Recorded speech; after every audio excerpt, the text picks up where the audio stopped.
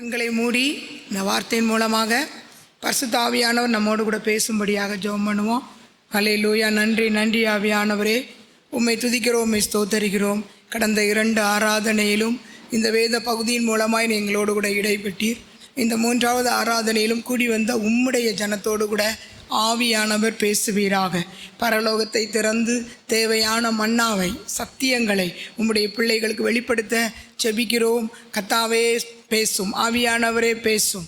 அல்லேலூயா. நன்றி நன்றி. நல்ல சத்தியங்களை கேட்டு அர்ப்பணித்து கடந்து செல்ல உதவி செய்வீராக. இயேசுவின் நாமத்தில் ஜெபிக்கிறோம் நல்ல பிதாவே, ஆமென். கர்த்தருடைய நாமம் மகிமைப்படுவதாக. ஒரு நதி உண்டு, அது நீர்க்கால்கள் தேவனுடைய நகரத்தையும் உன்னதமானவர் வாசம் பண்ணும் பரிசுத்த ஸ்தலத்தையும் சந்தோஷிப்பிக்கும் என்று சொல்லி நாம் இங்கே பார்க்கிறோம். நாம் கண்களினால் அன்றாடம் பார்க்கிறதான நதிகளுக்கு சிறப்பான இயல்பான தன்மைகள் உண்டு. நதிகளினால் மீன்கள் பிழைக்கும், மீன்களை பிடித்து மனிதர்கள் பிழைப்பார்கள். நதிகளினால் தாவரங்கள் செழிப்பாகும், தாவரங்கள் செழிப்பினால் மனிதனுடைய வாழ்வு வளமாகும். நதிகளின் தண்ணீரினால் மிருகங்கள் உயிர் வாழும், மிருகங்களின் பெருக்கத்தினால் மனிதர்கள் செல்வந்தர் ஆகிறார்கள். எனவே நாம் பார்க்கிறதான நதிகளுக்கு இப்படி மேன்மையான சிறப்பான தன்மைகள் உண்டு. இங்கே நாம் பார்க்கிறோம், ஒரு நதி உண்டு.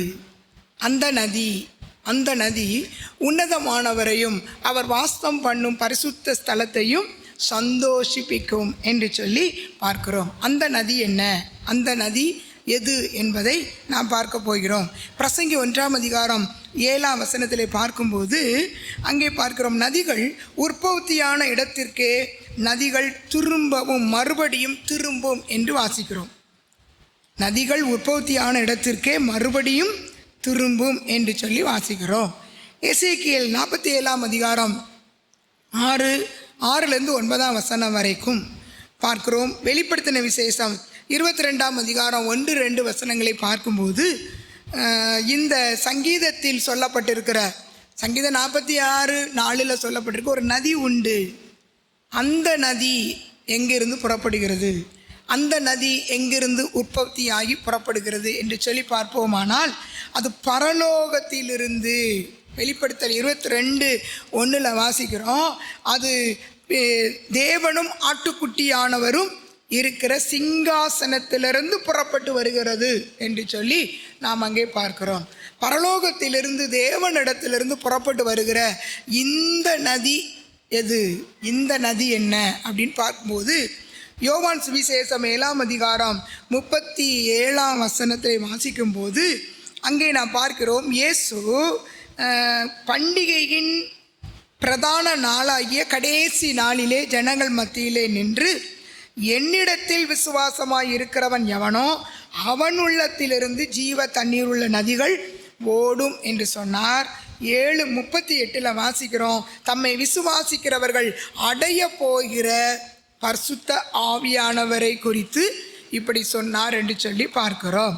யோவான் 15:26 வாசிக்கிறோம், பிதாவிடத்திலிருந்து புறப்பட்டு வருகிறவருமாகிய சத்திய ஆவியான தேற்றரவாளன். அப்போ நமக்கு உன்னதத்திலிருந்து புறப்பட்டு வருகிற அந்த நதி பரிசுத்த ஆவியானவருடைய அபிஷேகம். பரிசுத்த ஆவியானுடைய அபிஷேகம் அது உன்னதத்திலிருந்து, பரலோகத்திலிருந்து, பரம பிதாவிடத்திலிருந்து நம்ம மேலே ஊற்றப்படுகிறது. யோவேல் தீர்க்க தரிசன புத்தகத்தில் வாசிக்கிறோம், கடைசி நாட்களில் மாம்சமான யாவர் மேலும் என் ஆவியை ஊற்றுவேன், முதியவர்கள், வாலிபர்கள், ஊழியக்காரர்கள், ஊழியக்காரிகள் மேல் என் ஆவியை ஊற்றுவேன் என்று தேவன் சொன்னார். இன்றைக்கும் ஊற்றிக்கொண்டே இருக்கிறார். இப்போ இந்த பரிசுத்த ஆவியானவரை பெற்றிருக்கிற நாம் அந்த பிரசங்கி 1ஆம் அதிகாரம் 7ஆம் வசனத்தில் வாசிக்கிறபடி அது உற்பத்தியான இடத்திற்கே மறுபடியும் திரும்பும். உன்னதத்திலிருந்து ஊற்றப்படுகிற இந்த அபிஷேகத்தை பெற்றிருக்கிற நாம் உன்னதத்திற்கே பயனுள்ளவர்களாய் மாற வேண்டும். உன்னதத்திலிருந்து, பிதாவிடத்திலிருந்து ஊற்றப்படுகிற இந்த அபிஷேகத்தை பெற்ற நாம் உன்னதத்திலே வாசம் பண்ணுகிற உன்னதரை சந்தோஷப்படுத்த வேண்டும். அதுதான் அந்த பரிசுத்த ஆவியானுடைய நோக்கம். அங்கிருந்து ஊற்றப்படுகிற அபிஷேகத்தை பெற்றுக்கொள்கிற நாம் அந்த உன்னதமானவரை, அவர் வாசம் பண்ணும் பரலோகத்தை சந்தோஷப்படுத்துகிறவர்களாக நாம் மாற வேண்டும். இந்த அபிஷேகத்தை பெற்றிருக்கிற நாம், தேவனுடைய பிள்ளைகளாகிய நாம் யாரை சந்தோஷப்படுத்துகிறோம்? மனுஷரையா, தேவனையா, பரலோகத்தையா, உலகத்தையா? கொஞ்சம் யோசித்து பாருங்க. நம்ம யாரை சந்தோஷப்படுத்துகிறோம்? பரலோகத்தை சந்தோஷப்படுத்துகிறவங்களா வாழ்கிறோமா, அல்லது உலகத்தை சந்தோஷப்படுத்துகிறவங்களா வாழ்கிறோமா? தேவனை சந்தோஷப்படுத்துகிறவங்களா வாழ்கிறோமா, அல்லது மனுஷரை சந்தோஷப்படுத்துகிறவங்களா வாழ்கிறோமா? கொஞ்சம் யோசித்து பாருங்கள். நம்ம யோசித்து பார்த்தா நம்ம எல்லாருமே உலகத்தையும் மனுஷரையும் தான் சந்தோஷப்படுத்துகிறவர்களாக வாழ்கிறோம். பரலோகத்தை சந்தோஷப்படுத்துவது அது அரிதான காரியமாக இருக்கிறது. நம்ம எல்லாருமே உலகத்தையும் மனுஷரையும் தான் சந்தோஷப்படுத்துகிறோம்.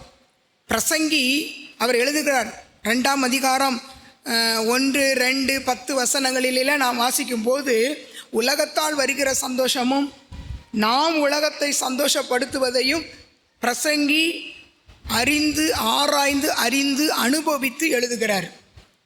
உலகத்தால் கிடைக்கிற சந்தோஷம் அது என்ன செய்யும் அப்படின்னு கேட்குறாரு.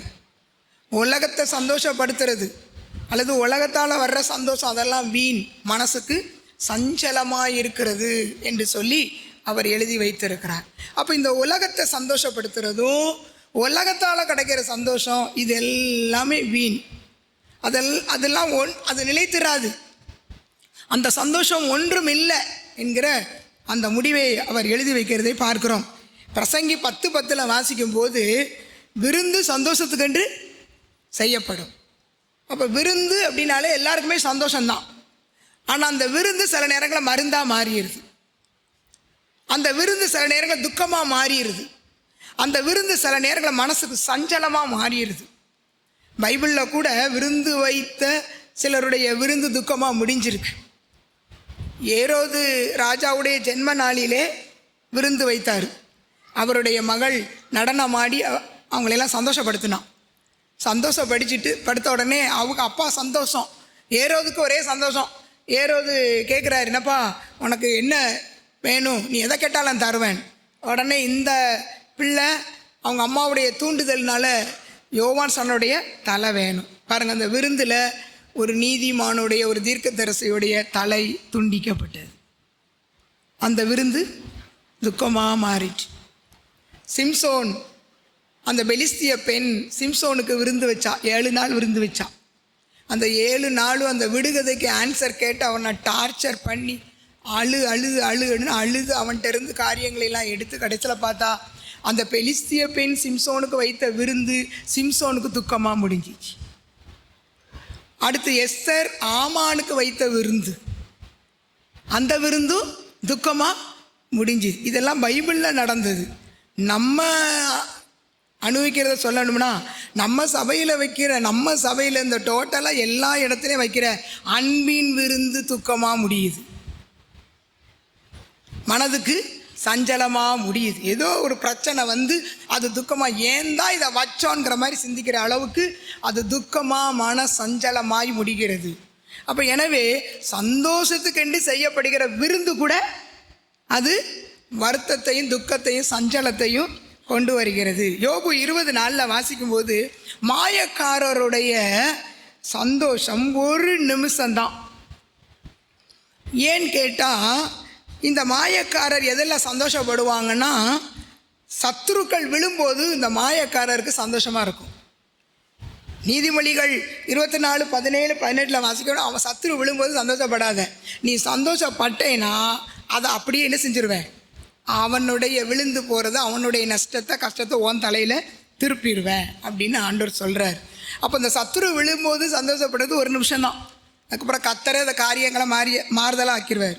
இந்த ஏதோமியர் இருக்காங்க பாருங்கள், ஒபதியா 1:12 வாசிக்கிறோம். அவங்க வந்து யூதா புத்திரருடைய அழிவின் நாளிலே சந்தோஷப்பட்டாங்களாம்.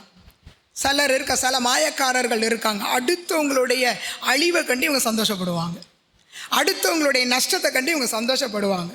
அவங்கெல்லாம் யாருன்னா மாயக்காரர்கள். அவர்களுடைய சந்தோஷம் ஒரு நிமிஷம்தான் நிலை நிற்கும். இப்போ எனவே தேவனுடைய பிள்ளைகளாகிய நாம் இந்த உலகத்தால் கிடைக்கிற சந்தோஷம், இந்த உலகத்தை நாம் சந்தோஷப்படுத்துகிறதுக்கு எடுத்துக்கொள்கிறதான முயற்சிகள் எல்லாமே வீண். அதெல்லாம் துக்கமும் மனதுக்கு சஞ்சலத்தையுமே கொடுக்கும் என்பதை நாம் அறிந்திருக்க வேண்டும். சிலருக்கு பண்டிகைனா ரொம்ப சந்தோஷம். பண்டிகை, கிறிஸ்மஸ் பண்டிகை ஜனவரி வருது அப்படிலாம் வந்துச்சுன்னா ஒரே சந்தோஷம். ஏன்னா ட்ரெஸ் எடுக்கலாம், நல்ல சாப்பாடு எல்லாம். ஆனால் அந்த பண்டிகையில் சந்தோஷமாக இருக்கும். பண்டிகை முடிஞ்சதுக்கப்புறம் கணக்கு பார்ப்பாங்க, வரவு செலவு கணக்கு பார்ப்போம். கடைசியில் கடன் தான் மிஞ்சும். வந்துடும் துக்கம். ஐயோ, பண்டிகைக்கு இவ்வளோ ட்ரெஸ் எடுத்தோம், இவ்வளோ எல்லாம் கடன், மனதுக்கு சஞ்சலம். சிலருக்கு பார்த்தீங்கன்னா கல்யாணம் பண்ணுறது ரொம்ப சந்தோஷம். கல்யாணம்னா ரொம்ப சந்தோஷம். ஆரம்ப நாட்களில், கல்யாண நாட்களில் கையிலே பிடிக்க முடியாது. என்ன அவ்வளோ சந்தோஷமாக இருப்பாங்க. போக போக போக போக சந்தோஷமெல்லாம் சஞ்சலமாக மாறிடும். அது சொல்லுவாங்க, கல்யாணம் முடிந்த புதிதில் மனைவியை அப்படியே கையை பிடிச்சி ஒருத்தர் ரோட்டில் கூட்டிகிட்டு போனாராம்.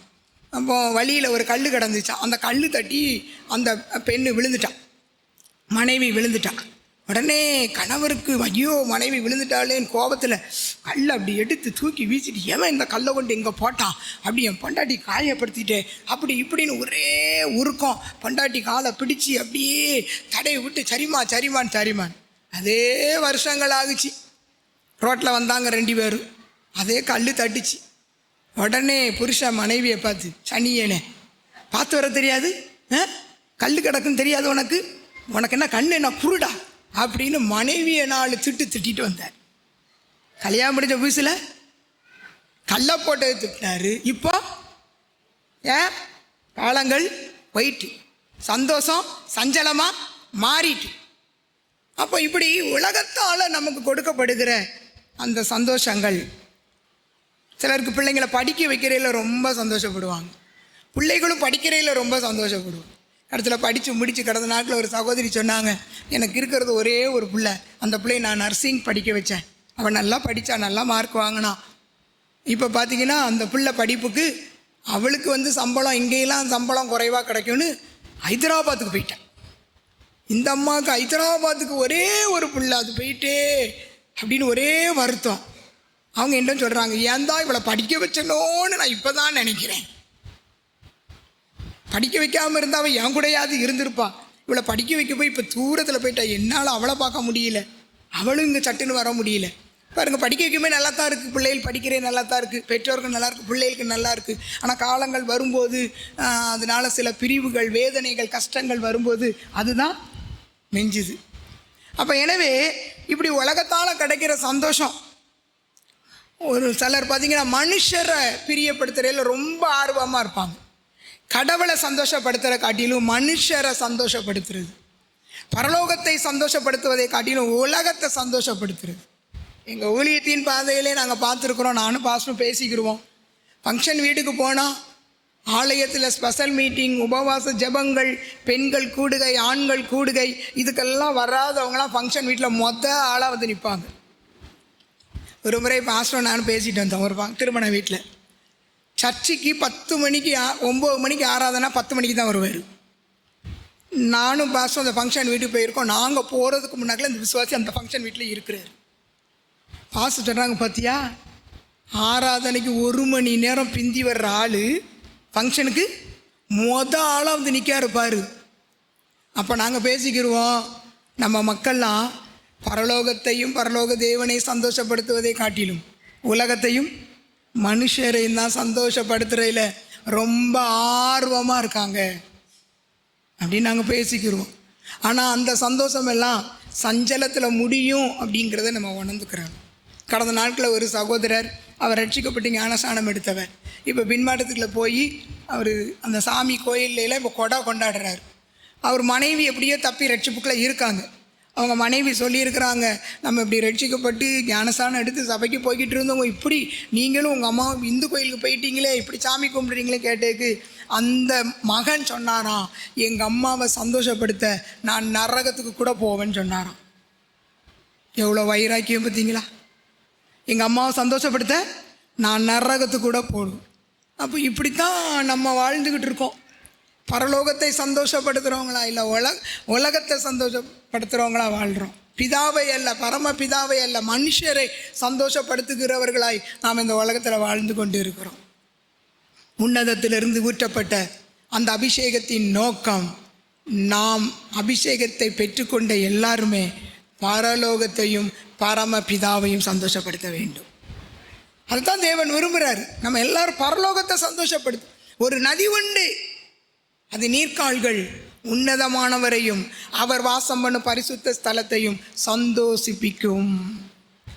அபிஷேகத்தை பெற்றுக்கொண்ட நாம் எல்லாரும் பரலோகத்தை சந்தோஷப்படுத்தணும், பரம பிதாவை சந்தோஷப்படுத்தணும். உலகத்தையும் உலக மனுஷர்களையும் சந்தோஷப்படுத்துவதை விட்டு விட்டு முதிர்ச்சி அடைந்தவர்களாய் பரலோகத்தை சந்தோஷப்படுத்துகிறவங்களா நம்ம மாறணும். அதுதான் முதிர்ச்சி, அதான் முதிர்ந்த அனுபவம்.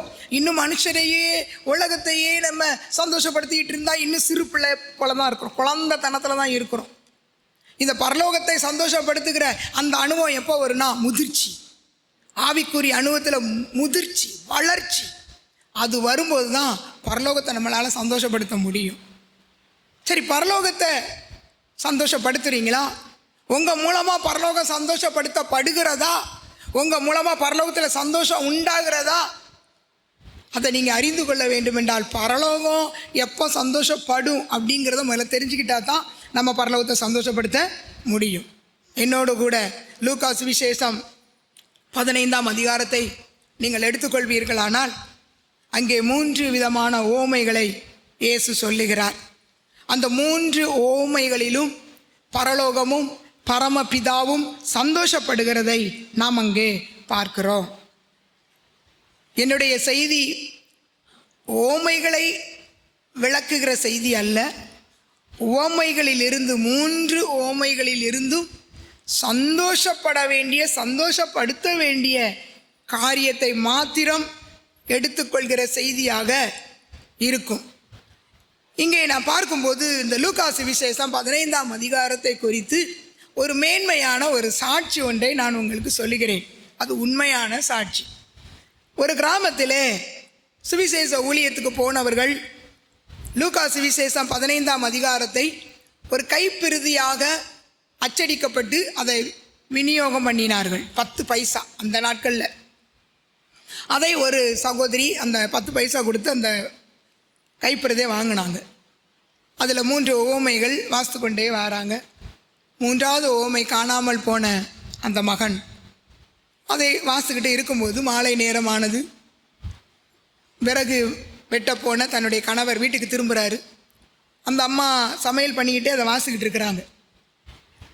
அப்போ அவர் வந்தோடனே, என்னடி வாசிக்கிட்டு இருக்க அப்படின்னு கேட்காரு. இன்றைக்கி இயேசுக்காரங்கள்லாம் கிராமத்தில் வந்தாங்க, 10 பைசாவுக்கு இதை கொடுத்தாங்க அப்படின்னோடனே அவருக்கு ஒரே கோவம். நான் இவ்வளோ கஷ்டப்பட்டு விறகு வெட்டிட்டு வரேன், 10 பைசா கொடுத்து இதை வாங்கியிருக்கியே, அப்போ உனக்கு காசோடைய அருமை தெரியலன்னு சொல்லி அந்த மனைவியை போட்டு அடித்து 4 வார்த்தை பேசி அந்த கையில் வச்சுருந்த அந்த கைப்பிரதியை வாங்கி 2ஆக என்ன செஞ்சிட்டார், கிழிச்சிட்டார். கிழிச்சிட்டு கோபத்தில் மனைவி மேலே ஒன்றை வீசிட்டு ஒரு பேப்பரை வெளியே வீசிட்டு கோபத்தில் வெளியே போயிட்டார். வெளியே போகிற ஒரு காலில் அந்த பேப்பர் துண்டு படுது. இந்த பேப்பரால் இன்றைக்கி எவ்வளோ பெரிய சண்டை, என் மனைவிக்கு எனக்கு சண்டை வந்துட்டேன்னு அந்த பேப்பரையும் கையில் எடுத்துக்கிட்டு என்ன செஞ்சிட்டார், வெளியே போயிட்டார். இப்போ மனைவி கணவன் போனதுக்கப்புறம் அந்த பேப்பரை அவங்க வாசிக்கிறாங்க. அவங்க நினைக்கிறாங்க அந்த பேப்பரில் இருக்கிற அந்த கைப்பிரதியில் இருக்கிற அந்த இளைய குமாரனுடைய சம்பவம் அது துவக்கம்தான் இருக்குது, முடிவை அவர் கிழிச்சி துறப்பட்டார். இந்த அம்மா நினைக்கிறாங்க இந்த 2ஆவது பிள்ளை அப்பா கூட சண்டை போட்டுட்டு கோவப்பட்டுக்கிட்டு தூர தேசத்துக்கு போயிட்டு திரும்ப வந்துச்சா, என்னாச்சுன்னே தெரியலையே, போன மகனுக்கு என்னாச்சுன்னே தெரியலையே. இந்த அம்மாவுக்கு ஒரே ஆவல், அவன் வந்தானா என்ன ஆனதுன்னு பார்க்க ஆசை. இந்த ஐயா போய் கோபத்தில் உட்காந்துருந்து பாக்கெட்லேருந்து பேப்பர் எடுத்து பார்க்காரு. சரி, இந்த பேப்பரால் இவ்வளோ சண்டை, அப்படியே அது மன உடஞ்சி அந்த பேப்பரை பார்க்காரு. பேப்பரில் இளைய குமாரனுடைய முடிவு. அவன் தகப்பனை தேடி வந்தான். தகப்பனை அவனுக்கு மோதிரம் போட்டார், காலுக்கு செருப்பு கொடுத்தாரு, கொளுத்த கண்டு அடித்தார், சந்தோஷப்பட்டார். அப்படின்ல இதை வாசியுமே இந்த மனுஷனுக்கு இவன் எங்கே போனான், எதுக்கு திரும்பி வந்தான், அப்பா ஏன் இதெல்லாம் செய்கிறாரு அப்படின்னு இந்த ஆளுக்கு துவக்கத்தை பார்க்க அரிய ஆசை, அந்த அம்மாவுக்கு முடிவை பார்க்க ஆசை. இவங்க 2 பேரும் அப்படியே ஏங்குறாங்க. ஐயோ, துவக்கம் என்ன, முடிவு என்ன. கடைசியில் ஒரு முடிவுக்கு வந்தார். இவர் போவோமே, அவட்ட தானே பாதி இருக்குது, என்னென்ன பார்த்துருவோமேன்ட்டு வீட்டுக்கு வந்தார். வா அப்படின்னாரு. 2 பேரும் உட்காந்தாங்க. கொண்டா அப்படின்ட்டு இந்த கிழிச்ச பேப்பரை அப்படி வச்சு பார்த்தாங்க. ஒரு அழகான ஒரு ஸ்டோரி கிடச்சிது. அப்போ அந்த தகப்பனுக்கு வந்த சந்தோஷம், அந்த இளையகுமாரன், காணாமல் போன இளையகுமாரன் வந்துட்டான். அந்த தகப்பனுக்கு என்ன சந்தோஷம்! இதையெல்லாம் இவங்க யோசிச்சு பார்க்கும், இவங்க மனசுக்குள்ள ஒரு தெய்வீக சந்தோஷம் வந்துச்சு. உடனே அவங்க நினச்சாங்க, இது உண்மையிலே பைபிளில் இப்படி ஒரு சம்பவத்தை குறித்து போட்டிருக்கும்னா இதுதான் உண்மைன்னு சொல்லி 2 பேரும் இயேசுவை ஏற்றுக்கொண்டாங்க, ரட்சிக்கப்பட்டாங்க, கிறிஸ்தவங்களாக வாழ்ந்தாங்க. இந்த 15ஆம் அதிகாரத்தில் அந்த ஒரு துண்டு கைப்பிரதியிலே இப்படி ஒரு பெரிய சாட்சி, உண்மையான சாட்சி இருக்குது. அப்போ இந்த 15ஆம் அதிகாரத்தை நம்ம சற்று ஆராய்ந்து பார்ப்போமானால் நாமும் அதற்கு சம்பந்தப்பட்டவர்களாக இருக்கிறோம்.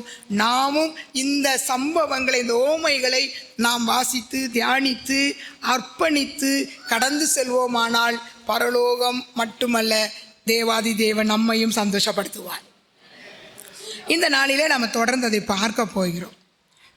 இந்த 15ஆம் அதிகாரத்திலே சொல்லப்பட்ட இந்த 3 ஓமைகள் யாருக்கு சொல்லப்பட்டது? முதல் வசனத்தை வாசிக்கும்போது, சகல ஆயக்காரர்களும் பாவிகளும் அவருடைய வசனத்தை கேட்க அவரிடத்தில் வந்தார்கள், இயேசுவிடத்தில் வந்தார்கள். அப்போ அங்கே கீழே 2ஆம் வசனம் வாசிக்கிறோம். அவங்க வந்ததை அந்த பரிசேயரும் வேத பாரகர்களும் பார்த்து முறுமுறுத்து இவர் பாவிகளை ஏற்றுக்கொண்டு அவர்களோடு கூட சாப்பிடுகிறார் என்றார்கள். 3ஆம் வசனத்தில் அவங்களுக்கு உணர்த்தும்படியாக இயேசு 3 ஓமைகளை சொல்ல ஆரம்பிக்கிறார். அவர் சொல்கிறார், ஓமைகளை மூலமாக அவர்களுக்கு சில காரியங்களை கற்றுக் கொடுக்கிறார், அவர்களுக்கு சில காரியங்களை உணர்த்துகிறார்.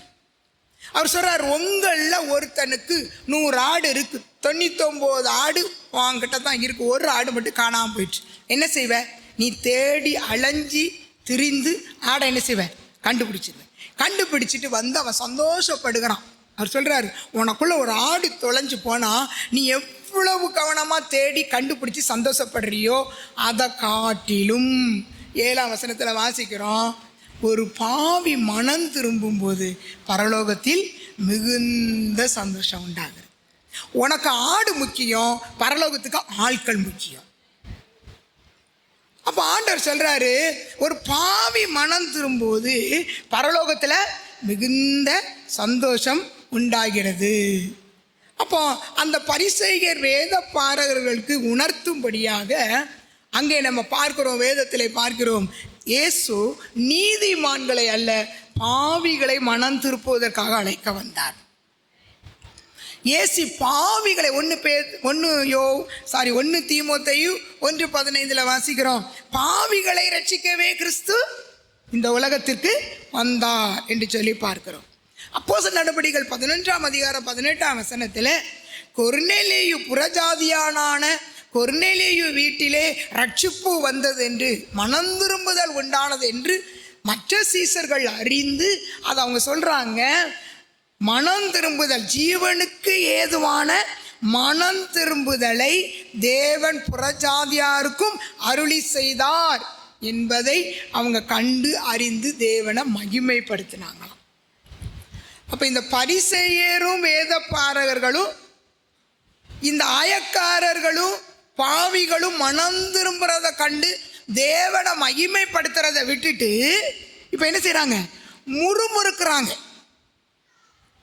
அதனால தான் இயேசு என்ன செய்கிறாரு? அந்த ஓமையை அவர்களுக்கு சொல்லுகிறார். நாமும் பாவிகளாக இருக்க, ரோமர் 5:8 வாசிக்கிறோம், நாமும் பாவிகளாக இருக்கையில் இயேசு நம்ம என்ன செஞ்சார்? தேடி வந்து ரட்சித்தார். ஒரு மனம் திரும்புதலை, ஜீவனுக்கு ஏதுவான ஒரு மனம் திரும்புதலை நமக்கு தேவன் அருளி செய்தார் என்று சொல்லி நாம் அங்கே பார்க்கிறோம். அப்போஸ்தலர் நடபடிகள் 2:38 வாசிக்கும் போது, நாம் மனம் திரும்பி பாவ மன்னிப்பு கண்டு இயேசுவின் நாமத்தினாலே ஞான ஸ்நானம் பெற்று அபிஷேகத்தையும் பெற்றுக்கொள்கிறோம் என்று சொல்லி அங்கே வாசிக்கிறோம்.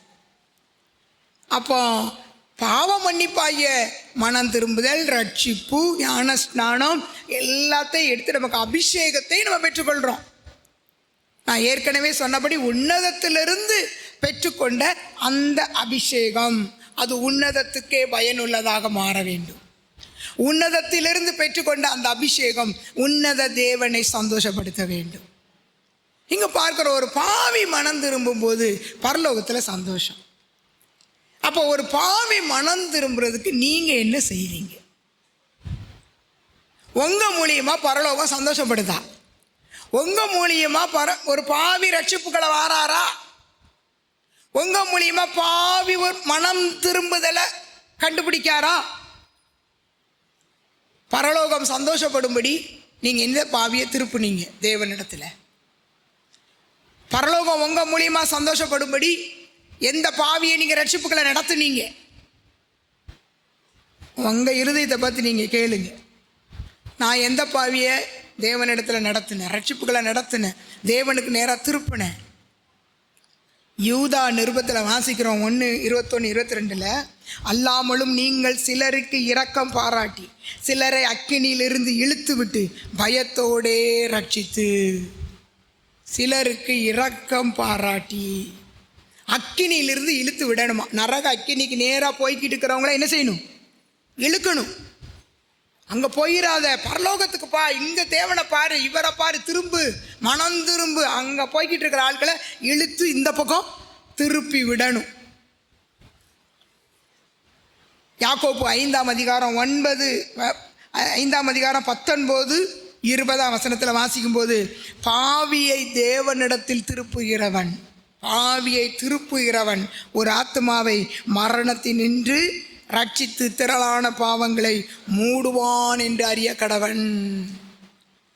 பாவியை தேவனிடத்தில் திருப்புகிற அந்த அபிஷேகம், பாவியை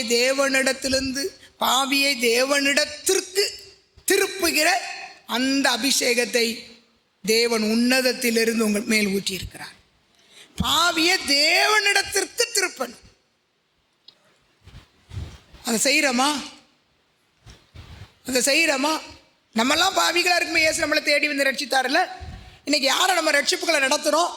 நம்ம மூலமாக பரலோகம் சந்தோஷப்படும்படிக்கு யாரை ரட்சிப்புகளை நடத்துகிறோம்?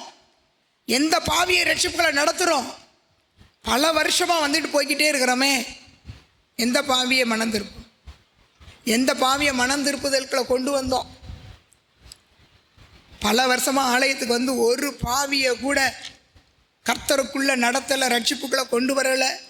நம்ம மூலமாக ஒரு பாவி கூட மனம் திரும்பலைன்னா அதுவே பரலோகத்துக்கு நமக்கு தடையாக இருக்குங்கிறத நீங்கள் புரிஞ்சுக்கிறோம்.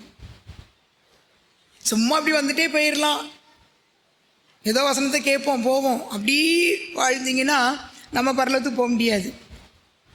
ஏன்னா வசனம் சொல்லுது, அந்த வாய்ப்புகள் ஏராளமாய் இருந்தும் அதை பயன்படுத்தி கர்த்தருக்கென்று ஆத்துமாக்களை ஆதாயம் படுத்தாத அந்த சோம்பலான அந்த மனுஷனை பார்த்து மத்தேயு சுவிசேஷம் 25 நம்ம வாசிக்கிறோம், இவனை புறம்பான இருளிலே தள்ளி போடுங்கள்.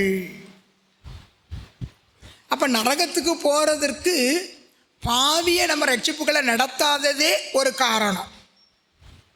நம்ம மட்டும் வந்துட்டு போகிறது அல்ல, நம்மளுடைய அழைப்பே மனுஷரை பிடிக்கிற அழைப்பு. ஆண்டவர் அழைக்கும் போது யோவானையும் பேதுரையும் பார்த்து சொன்னார், என் பின்னே வாங்கள், நான் உங்களை மனுஷரை பிடிக்கிறவர்களாக்குவேன். நம்ம அழைப்பை பாருங்கள். நம்ம அழைப்பு சும்மா என் பின்னால் வாங்க, என் இடத்துல வாங்க, அற்புதத்தை பெற்றுக்கொள்ளுங்க, நன்மையை பெற்றுக்கொள்ளுங்க, ஜாலியாக வாழுங்க, அதல்ல. ஆண்டவர் சொன்னார், என் பின்ன வாருங்க, நான் உங்களை மனுஷரை பிடிக்கிறவங்கன்னா ஆக்குவேன். நம்முடைய அடிப்படை அழைப்பே அதான், மனுஷரை பிடிக்கிற அழைப்பு. அப்போ நம்ம மனுஷரை பிடிக்கிறோமா? ஆத்துமாக்களை ஆதாயம் பண்ணுறோமா? ரொம்ப ரொம்ப முக்கியமானது. நாம் ரட்சிப்பை குறித்து கவலையற்று இருக்கக்கூடாது. எபிரேயர் 2:4 வாசிக்கிறோம், இவ்வளோ பெரிதான ரட்சிப்பை குறித்து கவலையற்று இருப்போமானால் தண்டனைக்கு எப்படி தப்பித்துக் கொள்வோம்? நமக்கு பாருங்க, எல்லா காரியத்திலையும் கவலை இருக்கு. ரட்சிப்பை தவிர, ரட்சிப்பை குறித்து அந்த கவலையை தவிர மற்ற எல்லா கவலையும் நமக்கு இருக்கு. ஆனால் வேதம் சொல்லுது, நீ ரட்சிப்பை குறித்து கவலையற்று இருந்தால் வரும் தண்டனைக்கு நீ தப்ப முடியாது. ஒன்று நமக்குள்ள ரட்சிப்பை குறித்து, ரெண்டாவது மற்றவர்களுடைய ரட்சிப்பு. கவலையற்று இருக்கக்கூடாது. நமக்கு என்ன அப்படின்னு இருக்கக்கூடாது. நம்மை சுற்றிலும் உள்ள ஜனங்கள், நம்முடைய உறவினர்கள், நம்முடைய நண்பர்கள், நமக்கு அறிமுகமானவர், நம்மோடு பழகிறவங்க, அவங்க ரட்சிப்பை குறித்துலாம் நமக்கு கவலை இருக்கணும். நரகத்தை நோக்கி போய்கிட்டு இருக்காங்களே. அப்போ அவங்கள ஆதாயம் பண்ணணும். ஏராளமான வாய்ப்பை கர்த்தர் நமக்கு வைத்திருக்கிறார். அந்த வாய்ப்புகளை பயன்படுத்தி நம்ம ரட்சிப்புகளை நடத்தணும். முதல் ஆராதனையே ஒரு சகோதரி இருந்துட்டு சொல்லிட்டு போனாங்க, இவ்வளோ நாளும் தெரியாது, இன்றைக்கி தான் ஒரு சத்தியத்தை நாங்கள் கேட்க எங்களுக்கு ஆண்டவர் உதவி செஞ்சார். இனிமே கிடைக்கிற வாய்ப்பை விட்டுற மாட்டோம், இனிமே நடத்துவோம். ரொம்ப சந்தோஷம். அப்படி தான் ஜெபித்து நானும் உங்களுக்கு இந்த செய்தியை கொண்டு வந்தேன். உங்களுக்குள்ள ஒரு உணர்வை பரிசுத்த ஆவியானவர் தருவாராக. நம்ம ஆத்தும ஆதாயம் செய்கிறவர்களாய், மனுஷரை பிடிக்கிறவர்களாய் தான் கர்த்தர் நம்மை அழைத்திருக்கிறார். அந்த அடிப்படை அழைப்பை நிறைவேற்றுங்க. நீங்கள் பரலோகத்தை சந்தோஷப்படுத்தினா, பரம பிதாவை சந்தோஷப்படுத்தினா, பரம தேவன் உங்களை சந்தோஷப்படுத்துவார். அதுதான் உண்மை. நீங்கள் சந்தோஷப்படுத்தணும். பரலோகத்தையும் பரம பிதாவை நீங்கள் சந்தோஷப்படுத்தணும். அப்படி நீங்கள் சந்தோஷப்படுத்தினா அவர் உங்களை சந்தோஷப்படுத்துவார். எனவே ஆத்தும ஆதாயம் என்கிற அந்த பணி, அந்த வேலை இப்பொழுதே நீங்கள் அநேகர் செய்கிறீங்க, நிறைய பேர் செய்யாமல் இருக்கிறீங்க. அதாவது என்ன சொல்லணும்னா, 100% ஆத்தும ஆதாய வேலையை செய்யாதவர்கள் கிறிஸ்தவர்களும் விசுவாசிகளும். 10% தான் செய்கிறாங்க. ஏன் செய்யாமல் இருக்கிறாங்க? இந்த ஆத்துமா ஆதாய பணி என்பது அது உன்னதமானது. அது உன்னதமானவருடைய வேலை, அரசாங்க வேலை இல்லை. அது பரலோக அரசாங்க வேலை. அது மகிழ்ச்சியான ஒரு தொண்டு. அது ஞானம் நிறைந்த ஒரு தொண்டு, ஞானம் பெருத்த தொண்டு. ஆத்துமாக்களை ஆதாயம் படுத்துகிறவன் ஞானம் உள்ளவன். ஞானம் உள்ளவங்க தான் அதை செய்ய முடியும். நீங்கள் அர்ப்பணித்து இறங்கிட்டீங்கன்னா கர்த்தர் ஞானம் தருவார். ஞானம், தானியேல் புத்தகத்தில் வாசிக்கிறோம், ஞானவான்கள், அநேகரை நீதிக்கு உட்படுத்தின ஞானவான்கள் பரலோகத்திலே சூரியனை போல பிரகாசிப்பார்கள். இங்கே உலகத்தில் சூப்பர் ஸ்டார்லாம் அதை நடிகரை பார்க்குறோம். ஆத்துமாக்களை ஆதாயப்படுத்தி பாருங்கள், பரலோகத்தில் நீங்கள் தான் சூப்பர் ஸ்டார். அப்போ ஆத்துமாக்களை ஆதாயப்படுத்த வேண்டும். அந்த தொண்டு, அந்த தெய்வீக தொண்டு நம்ம எல்லாருக்கும் இருக்கணும். அது மகிழ்ச்சியை கொடுக்குற ஒரு பணி. நீங்கள் பாருங்கள், இந்த உலகத்தில் நம்மளோட பழகிறவங்களோ அல்லது நம்ம உறவினரோ நண்பரோ யாருக்கோ ஒருத்தரை நீங்கள் இயேசுவை பற்றி சொல்லி அவங்க இயேசுவை ஏற்றுக்கொண்டு மனம் திரும்பி சர்ச்சுக்குள்ளே வந்துட்டாங்க, ஆண்டவருடைய பிள்ளைலாம் வாழ்கிறாங்க. அப்போ அவங்களுக்குள்ள ஒரு சமாதானம், ஒரு ஆசீர்வாதம், நன்மை உண்டாகிறத நீங்கள் என்ன செய்வீங்க? பார்ப்பீங்க. உங்களுக்கு சந்தோஷமாக இருக்குமா?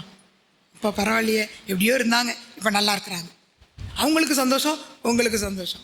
இதை காட்டியில் ஒரு பாவி மனம் திரும்பும்போது பரலோகத்தில் அதிகமாக மிகுந்த சந்தோஷம் உண்டாகிறது என்று சொல்லி பார்க்கிறோம். ஆத்துமாக்களை ஆதாயம் செய்வது ஆபத்தானது.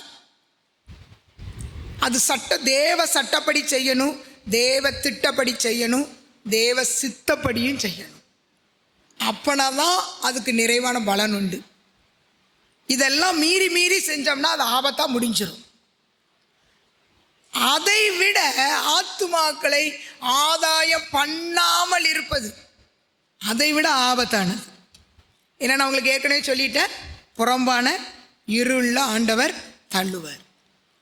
செய்ய வேண்டும், தேவனுடைய சித்தப்படி திட்டப்படி சட்டப்படி செய்யணும், தேவனுடைய சட்டப்படி செய்யணும். நீங்கள் செய்யாமல் இருந்தால் அதிகமான தண்டனை உண்டு என்பதை நீங்கள் அறிந்து கொள்ள வேண்டும். இன்றைக்கி பெரும்பாலான கிறிஸ்தவர்களுக்கு ஆத்துமாக்களை ஆதாயம் பண்ண வேண்டும், இயேசுடைய ஊழியத்தை செய்ய வேண்டும் என்கிற நினைவுகள் இருக்கும். ஆனால் அவங்க செய்யாதபடிக்கு தடையாக இருப்பது பயம். இன்னொன்று பயிற்சி இல்லை. பயிற்சி இல்லைன்னா யார்கிட்ட போய் எப்படி எதை சொல்கிறது? பயிற்சி இல்லை, அதுக்கு தான் உங்களுக்கு சீஷத்துவ பயிற்சி வைக்குது. இங்கே வந்துட்டிங்கன்னா ஓரளவு ஆத்துமாக்களை ஆதாயப்படுத்தக்கூடிய அந்த பயிற்சி உங்களுக்கு கிடைக்கும். கொஞ்சம் ஐடியா கிடைக்கும், கொஞ்சம் ஞானம் கிடைக்கும். எப்படி சொல்லணும், யார்கிட்ட சொல்லணும், எந்த சூழ்நிலை சொல்லணும்லாம் நீங்கள் கற்றுக்கொள்ள முடியும். இயேசு சீஷர்களுக்கு கற்றுக் கொடுத்து பின்பு தான் அனுப்புனார், பயிற்சி கொடுத்து தான் அனுப்புனார். பயிற்சி கட்டாயம் வேணும். ஆத்துமாக்களை ஆதாயம் பண்ண பயிற்சி கட்டாயம் வேணும். ஏன்னா நம்ம ஏதாவது போய் பண்ணி அந்த ஆத்மாவை கெடுத்துடக்கூடாது. முதலே பயிற்சி இல்லாமல் நம்ம போய் செய்வோமானால் அந்த ஆத்மா கெட்டு போயிட்டுனா அதுக்கப்புறம் அது ஜென்மத்துக்கும் இயேசுக்கிட்டே அது என்ன செய்யாது. ஏன்னா அதுக்கு ஆரம்பமே சரியில்லாமல் போச்சு. அதனால் பயிற்சி எடுத்து செய்வது ரொம்ப வெற்றிகரமாக இருக்கும். சிலர் பார்த்திங்கன்னா பயம். என்ன பயம்? இந்த விஞ்ஞானம் நிறைந்த இந்த உலகத்தில் இருக்கிற மக்கள்லாம் அவங்க நல்லா படித்தவங்க, அறிவு உள்ளவங்க, திறமை உள்ளவங்க, அவங்கள்ட்ட போய் இந்த பைபிள், இந்த வசனம், இயேசு, நியாய தீர்ப்பு, உயிர்த்தெழுதல், பரலோகம், நரகம் இதெல்லாம் பற்றி சொன்னால் கேட்பாங்களா? விஞ்ஞானம் நிறைந்த இந்த உலகத்தில் போய் நம்ம இதை போயெல்லாம் சொன்னால் கேட்பாங்களா? ஒரு பயம். அப்போ நமக்கு என்ன தோணுதுன்னா, இதெல்லாம் போய் சொன்னால் அவங்களாம் கேட்டுக்கிட மாட்டாங்க. இந்த பயத்திலே நிறைய பேர் வாயை திறக்க பயப்படுறோம். இன்னும் பயம் என்னன்னா, நம்ம சொன்னால் நம்மளை பரியாசமாக நினைப்பாங்களோ, நக்கல் அடிப்பாங்களோ, அந்த பயம். இந்த பயம்லாம் என்ன செய்யணும்? மாறணும். இந்த பயத்தை கொடுக்கறது யாரு? பிசாசு. நீதிமொழிகள் புத்தகத்தில் நம்ம வாசிக்கிறோம். அங்கே என்ன சொல்லப்பட்டிருக்குன்னா 26:13 வழியிலே சிங்கம், நடு வீதியிலே கொலையின்வேன். சோம்பேறி நாங்கள் போட்டிருக்கு. சோம்பேறி ஒரு பிசாஸ் தானே சோம்பேறித்தனம். பிசாசு சொல்லுவான், நீ எங்கே போகிற ஊழியத்துக்கு, நீ என்ன சொல்ல போகிற, அதெல்லாம் போகாத, அடி விழும் உன்னை கல்லால் எரியுவாங்க, ஓடிரு, நீ போகாத, அது உனக்குள்ள வேலையா, அது ஊழியக்காரர் பார்த்துக்குருவாரு. உன் வேலையை பார்த்துட்டு நீ போவியா? என்ன யார் சொல்லுவான்? பிசாசு. போகாத. இயேசு சொல்கிறாரு, நீ புறப்பட்டு போ, சகல ஜாதியும் சீஷராக்கு, நான் உன் கூட இருப்பேன். யார் சொல்கிறத கேட்க போகிறீங்க? இயேசு சொல்கிறார் புறப்பட்டு போகணும். பிசாசு சொல்கிறான் போவாத. யார் சொல்கிறத கேட்க போகிறீங்க? யார் சொல்கிறத நம்புறீங்க? முதல்ல இயேசு சொல்கிறத நம்புனா ஊழியத்துக்கு போவீங்க. பிசாசு சொல்கிறத நம்புனா ஊழியத்துக்கு போக மாட்டீங்க. இயேசு ஊழியத்துக்கு அனுப்பும்போது உங்களுக்கு எல்லாம் சாதகமாக இருக்கும், எதிர்ப்பு இருக்காது, தடை இருக்காது. நீங்கள் ஜாலியாக போய் சொல்லிவிட்டு ஆத்மாக்களை அப்படியே அள்ளிக்கிட்டு வந்துடலான்னு சொன்னார்.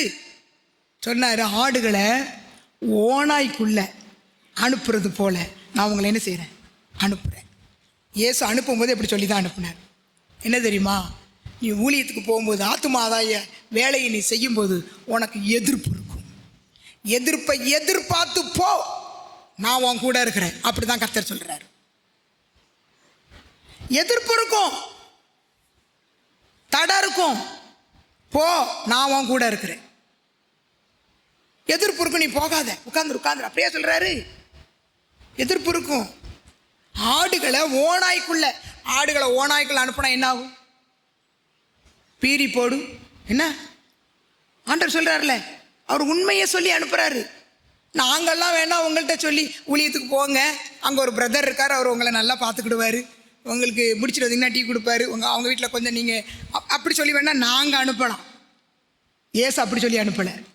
ஆடுகளை ஓனாய்க்குள்ளே அனுப்புறது போல் நான் உங்களை அனுப்புகிறேன். எதிர்ப்பு இருக்கும், தடை இருக்கும். பவுல் சொல்கிறாரு, இந்த பட்டணத்தில் அநேக ஜனங்கள் உண்டு, எனக்கு உண்டு. அப்படின்னா கடவுளுக்கு, ராஜ்யத்துக்கு உண்டு. அதை விரோதிக்கிறவர்களும் உண்டு. ஒரு பட்டணத்தில் கடவுளுக்கென்று ஜனங்களும் உண்டு, அதை தடை செய்கிற, எதிர்க்கிற விரோதிகளும் உண்டு. ஆனால் நம்ம கட்டாயம் ஆண்டவருடைய ஊழியத்தை செஞ்சாகும். அப்போஸ்தலர் 18 கர்த்தர் சொல்கிறாரு, தைரியமாக பேசு, மௌனமாக இருக்காது, உன் கூட நான் இருக்கிறேன், ஒருவனும் உன் மேலே கை போடுவது இல்லை. அதான் வாக்கு தத்தம். இதை பிடிச்சிக்கிட்டு போகணும். அதை விட்டுட்டு பயந்து பயந்து பயந்து பயந்து அப்படி நடந்துருமோ இப்படி நடந்துருமோ அப்படின்னா கர்த்தர் ஊழியத்தில் உங்களை பயன்படுத்தவே மாட்டார். காலம் முழுதும் பிசாசு சொன்னதை கேட்டுக்கிட்டு பயந்து பயந்து அவன் சொல்லுவான், வீதியிலே கொலை, நடுவிலே சிங்கம், வீதியில் சிங்கம் இருக்கு, கொலை, உனக்கு கஷ்டம், தீங்கு, பிசாசு சொல்லி சொல்லி பயமுறுத்தி பயமுறுத்தி உங்களை அப்படியே உட்கார வச்சுருவான். தேவனுடைய பிள்ளைகளாகிய நாம் இந்த நாட்களில் தைரியமாக தேவனை சார்ந்திருந்து ஆத்தும ஆதாய பணியில் ஈடுபடணும். நம்ம ஆத்தும ஆதாயம் பண்ணணும்னா நமக்கு ஒரு மேய்ப்பனுக்குள்ள ஒரு இருதயம் நமக்கு வேணும். ஒரு மேய்ப்பன் ஒரு ஆடு காணாமல் போயிட்டுனா என்ன செய்வார்? மழை வெயில் பார்க்காம தேடி அலைவார். தேடி அலைஞ்சு வாசிக்கிறோம், அந்த ஆட்டை கண்டுபிடிச்சிட்டா தோளில் போட்டு சந்தோஷமாக வருவார். இப்போ நம்மளும் இந்த மேய்ப்பனுக்குள்ள அந்த இருதயம், கருணை, கரிசனை, கடமை. பவுல் சொல்கிறார்ல, நான் சுவிசேஷம் அறிவிக்காவிட்டால் எனக்கு ஐயோ, அது என்மேல் விழுந்த கடமை. நம்ம எல்லாருக்கும் ஒரு கடமை இருக்கு தெரியுமா? நம்ம எல்லாரும் பரலோக ராஜ்யத்துக்கு கடனாளிகளாக இருக்கிறோம். அங்கேருந்து அபிஷேகத்தை பெற்றோமே, பிதாவிடத்திலிருந்து நமக்கு அபிஷேகம் ஊற்றப்பட்டுச்சே, அந்த அபிஷேகத்தை பெற்றுக்கொண்ட நாம் எல்லாம் பரலோகத்துக்கு கடனாளிகளாக இருக்கிறோம். பரம பிதாவுக்கு கடனாளிகளாக இருக்கிறோம்.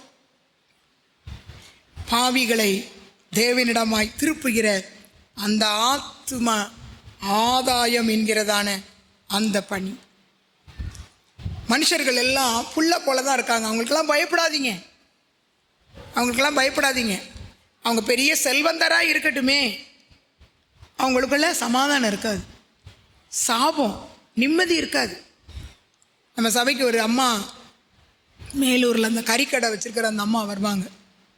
நிறைய நகையெல்லாம், தங்க நகைகள்லாம் போட்டு ஐஸ்வர்யமாக தான் வருவாங்க. ஆனால் அந்த அம்மா பெரிய பணக்காரங்க. ஆனால் அந்த அம்மா என்கிட்ட சொல்லுவாங்க, அம்மா என் பிள்ளைங்க சமாதானமாக இருக்கணும், நிம்மதியாக இருக்கணும், ஜோம் பண்ணிக்கிறங்க, கஷ்டம் இல்லாமல் இருக்கணும், ஜோம் பண்ணிக்கிறங்க, ஆசீர்வதிங்க ஆசீர்வதிங்க. ஹாஸ்பிட்டல்கிட்ட போன வாரத்துக்கு முந்தின நேரம் இந்த தலையில் கை வைங்க, தலையில் கை வைங்க. எல்லாம் இருக்கு, எல்லாம் இருக்குல்ல, பணம் இருக்குது, வசதி இருக்குது, சொத்து இருக்குது, எல்லாம் இருக்குது. பாஸ்டர் இந்த ஐயா தலையில் கை வைங்க, நிம்மதி. நாங்கள் ஜோமனை இந்த அம்மா சொல்லிக்கிட்டே இருக்கும், ஜப குறிப்பேன். பிள்ளைங்க சமாதானமாக இருக்கணும், பிள்ளைங்க நிம்மதியாக இருக்கணும், அங்கே போகும்போது வருமெல்லாம் எசப்பா பார்த்துக்கிறா. எவ்வளோ காரியங்கள். நம்ம அவங்கள பார்க்குறோம், இந்த அம்மா நல்லா வசதியாக இருக்காங்க, ஒரு குறையில. இவங்களுக்கு எதுக்கு நிம்மதி இல்லை, சமாதானம் இல்லை? நம்ம சுற்றிலும் இருக்கிற எல்லா ஜனங்களும் ஒரு புல்லை போன்று, வேதம் சொல்லுகிற ஜனம் புல், ஜனங்கள் எல்லாம் ஒரு புல்லை போல இருக்கிறாங்க. நம்மளை சுற்றிலும் இருக்கிற எல்லா ஜனங்களும் பாவத்திலும் பாவிகளாய் வாழ்ந்து கொண்டு இருக்கிறார்கள். அவங்க பணத்தை பார்த்து பயந்துடாதீங்க, படிப்பை பார்த்து பயந்துடாதீங்க, பதவியை பார்த்து பயந்துடாதீங்க. அவங்களுக்காகவும் இயேசு மரித்திருக்கிறார். அவர்களுடைய ஆத்மாவும் ரொம்ப ரொம்ப முக்கியமானது. அப்போ ஒரு பாவியை நாம் மனம் திருப்ப வேண்டும். ஒரு பாவியை கிறிஸ்துவுக்குள் கொண்டு வரும்போது நிச்சயமாக பரலோகம் சந்தோஷப்படுகிறது என்று நம்ம பார்க்கிறோம். இந்த ஆத்மாதாயம் பண்ணுறவங்களுக்கு சாதகமான சிந்தனை இருக்கணும். சாதகமான சிந்தனை, சாதகமான சிந்தனைனா நம்ம பேசுறது கூட அவிசுவாசமாக பேசக்கூடாது. ஒரு நாளும் இவங்கெல்லாம் வந்துக்கிடவே மாட்டாங்க, ஒரு நாள் இவங்கெல்லாம் ரசிக்கப்படவே மாட்டாங்க. நம்ம வீட்டுக்காரரை குறித்து அப்படி தானே சொல்கிறோம். சில பெண்கள் வீட்டுக்காரரை குறித்தே சொல்லுவாங்க, இவரா ஒரு நாளும் மனம் மாற மாட்டார், ஒரு நாளும் திருந்த மாட்டார். இப்படி நம்ம சொல்லி என்னைக்கு அவரை ஆதாயப்படுத்த நம்ம நினைக்கணும், என்னால் முடியாததை கர்த்தர் செய்வார். ஆனால் நம்ம செய்ய வேண்டியதை செய்யணும். பவுல் சொல்கிறாரு, நான் நட்டுனேன், அப்போலோ நீர் பாய்ச்சினேன், விளைய செய்து. அதுதான் சாதக சிந்தனை. அவர் மேலே பாரத்தை வைங்களேன். அவரால் முடியாதா? அவர் ராஜாக்களையும் அதிகாரிகள் ரட்சிக்கிறவர். அவர் யாரை கொண்டு ரட்சிப்பார்? உங்களுக்கு அந்த ரட்சிப்பாருங்கிற அந்த தைரியம், அந்த உறுதி, அந்த விசுவாசம் இருந்தால் போதும், கர்த்தர் ரட்சிப்பார். வாக்குத்தத்தம் என்ன சொல்லுது? கர்த்தராகிய இயேசு கிறிஸ்துவை விசுவாசி, அப்பொழுது நீயும் உன் வீட்டாரும் ரட்சிக்கப்படுவீர்கள். அவர் வாக்குத்தத்தை நிறைவேற்ற அவர் வல்லவராக இருக்கிறார்.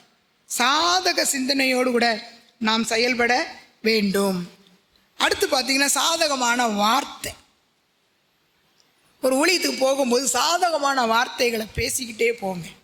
எப்பா எதிர்ப்புள்ள ஏரியா, இங்கெல்லாம் போனால் ஒருத்தர் அசைய மாட்டாங்க, அப்படியே பேசிட்டு போங்க, அதுதான் நடக்கும். ஒருத்தர் கூட அசைய மாட்டாங்க. இங்கேருந்து போகும்போது மனசில் விசுவாசத்தை அறிக்கைட்டுக்கிட்டே போகணும். இங்கே இருக்கிறவங்க எப்பேற்பட்ட சமுதாயமாக இருக்கட்டுமே, எப்பேற்பட்ட ஆட்களாக இருக்கட்டும், படித்தவனாக இருக்கட்டும், பணக்காரனாக இருக்கட்டும், நல்ல பதவியில் இருக்கட்டும், அதிகாரியாகவும் இருக்கட்டுமே, கர்த்தர் என் கூட வாரார், கர்த்தர் இவங்களை ரட்சிப்பார். சாதகமான வார்த்தைகள் வேதத்தில் வாசிக்கிறோம். இளைப்படைந்தவர்களுக்கு ஏற்ற வார்த்தை, ஒரு அபிஷேகம். கர்த்தருடைய சமூகத்தில் காத்திருந்து ஜெபம் பண்ணிட்டு போங்க. அந்த ஆட்களுக்கு ஏற்ற வார்த்தை.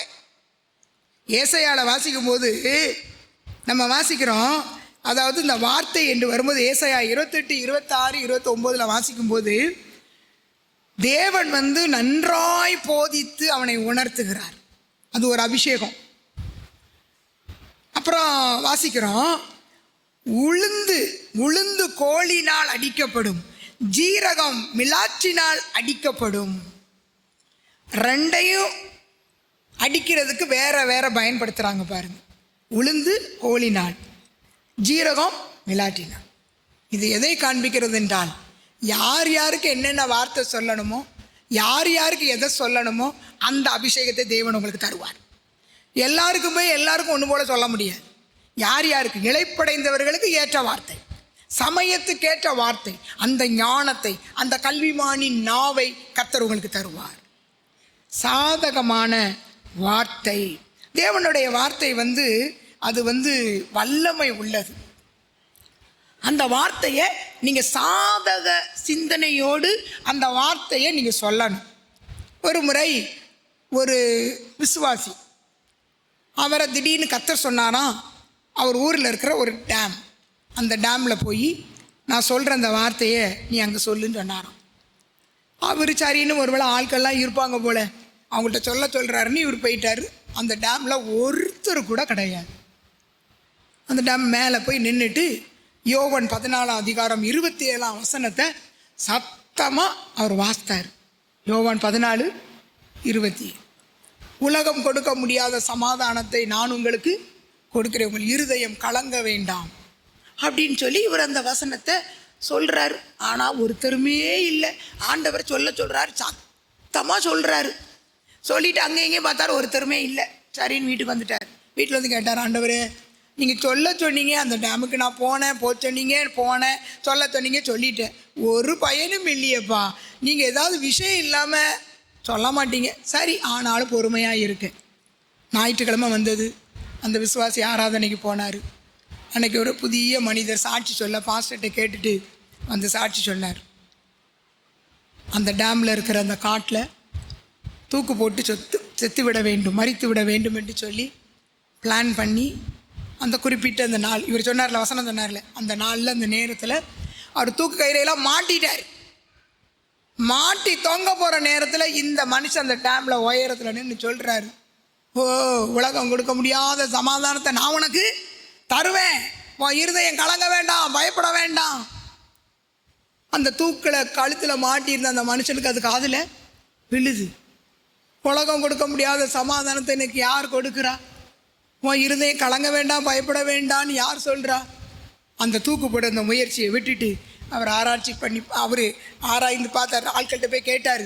எல்லாரும் சொன்னாங்க, அந்த பைபிளில் சொல்லப்பட்டிருக்கிற வசனம்.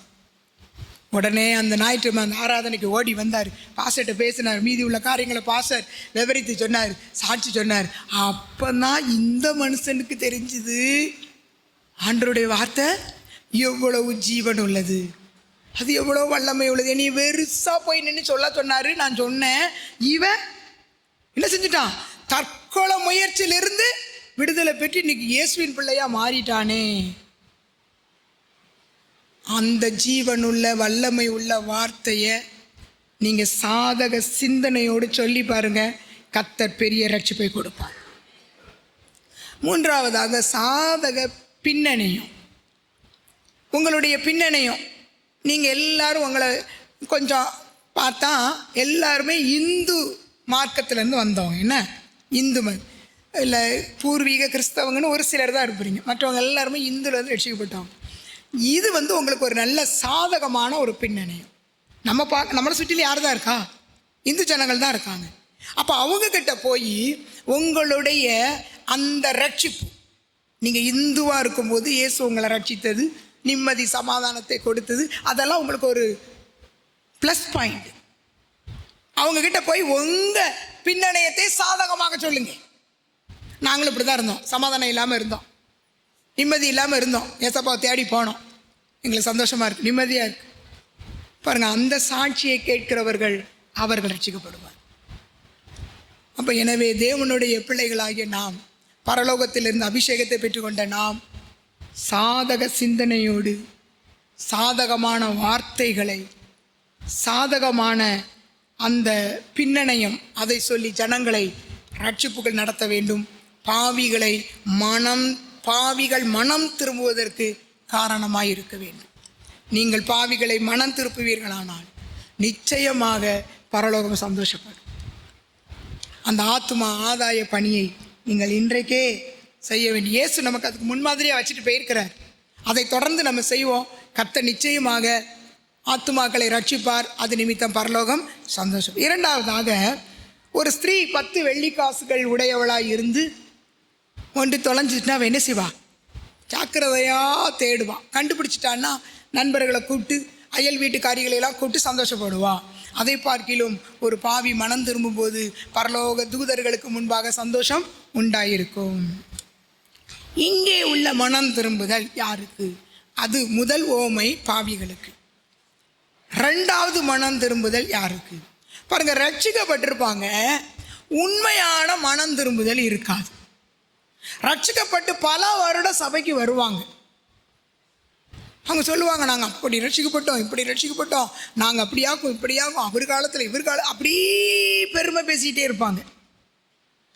அந்த 9 வெள்ளிக்காசு பத்திரமா இருக்கு பாருங்க, காணாமல் போகாமல் பத்திரமா இருக்கிற வெள்ளிக்காசு தான். அப்படி என்ன செய்வாங்க? பெருமை. ஆனால் ஆத்துமாவை நஷ்டப்படுத்திக்கிட்டே இருப்பாங்க. உலகம் முழுதும் ஆதாயப்படுத்தினாலும் தன் ஜீவனை நஷ்டப்படுத்தினால் லாபம் ஒன்றும் இல்லை. நாங்கள் ரட்சிக்கப்பட்டுட்டோம், சபைக்கு போகிறோம், விசுவாசிகளாக தான் இருக்கோம் அப்படின்னு சொல்லிட்டு அவங்க என்ன செய்வாங்க? தங்களுடைய ஜீவனை, தங்களுடைய ஆத்துமாக்களை நஷ்டப்படுத்திக்கிட்டே இருப்பாங்க. அப்போஸ்தலனாகிய பவுல் பிலிப்பு நிருபம் 3ஆம் அதிகாரத்தில் வாசிக்கும் போது அவர் சொல்கிறாரு, நான் எபிரேயனுக்கு பிறந்த எபிரேயன், நான் கலப்படம் இல்லைப்பா, நான் ஒரிஜினல் எபிரேயன், நான் ஒரிஜினல் யூதன், 8ஆம் நாள் விருத்த சேதனம் பண்ணப்பட்டவன், நியாயப்பிரமாணத்துக்கு வைராக்கியம் உள்ளவன், நியாயப்பிரமாணத்தை மீறுகிற, அதுக்கு முக்கிய இடம் கொடுக்காத, சபையை துன்பப்படுத்த. அவர் எப்படி சொல்றாரு பாருங்க. அவருக்கு லாபமா இருக்கிற காரியத்தை அவர் எப்படி சொல்றாரு பாருங்க. பக்தி வைராக்கியத்தின் படி சபையை துன்பப்படுத்தினவன் இவ்வளவு இருக்கு அப்படின்னு சொல்றவர் சொல்றாரு, எனக்கு லாபமா இருந்த அனைத்தையும் கிறிஸ்துவுக்காக நஷ்டம் என்று விட்டேன். நஷ்டமா என்ற அப்படி சொல்லிட்டு அவர் இன்னொரு இடத்துல சொல்றாரு, இவ்வளோ காரியம் இருக்குல்ல, பெஸ்டான காரியம், லாபம், உலகம் முழுதையும் ஆதாயப்படுத்தினாலும் அவருக்கு எதெல்லாம் லாபம் அப்படின்னு அவர் நினச்சிட்டு இருக்காரோ, அதே அப்போஸ்தலனாகிய பவுல் 1 தீமோத்தேயுல 1ஆம் அதிகாரம் 15ஆம் வசனத்தில் சொல்றாரு, நான் பாவிகளில் பிரதான பாவி. ஏன் இதெல்லாம் இருக்குல்ல, விருத்த சேதனம் இருக்கு, நியாயப்பிரமாண கீழ்ப்படி இருக்கு, எல்லாம் இருந்துச்சுல்ல. ஏன் சொல்றாரு நான் பாவிகளில் பிரதான பாவி? இயேசு அவரை சந்தித்த போது சொன்னாரு, உடனே நீ மனம் திரும்பி பாவ மன்னிப்புக்கென்று ஞான ஸ்நானம் எடுத்து கழுவப்படு. ஆண்டவர் சொன்னார், நீ முதல்ல உன் பாவம் மாற நீ போய் கழுவப்படு.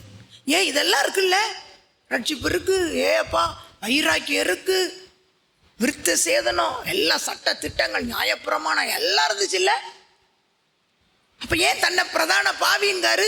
ஆண்டவர் சொல்றாரு, நீ போய் கழுவப்படுவோம், பாவங்கள் போக நீ கழுவப்படு. அப்போஸ்தலர் நடவடிக்கைகள் 22:16 வாசிக்கிறோம். உன் பாவங்கள். அப்போ எப்படி பாவம், எப்படி பாவி?